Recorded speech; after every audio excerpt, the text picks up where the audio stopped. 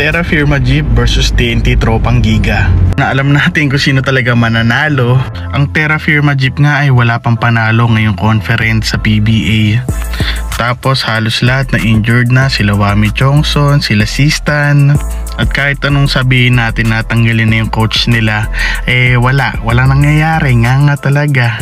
Nandyan lang talaga yung Terra Firma for the exposure lang ng kanilang brand, hindi para manalo. Kasi kung gusto nila manalo talaga, nagpapalit sana sila ng coach, tapos hindi nila tinitrade yung mga first pick nila.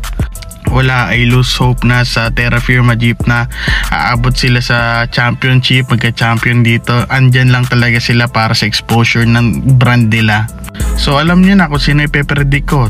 TNT Tropang Giga ang mananalo dito, guys.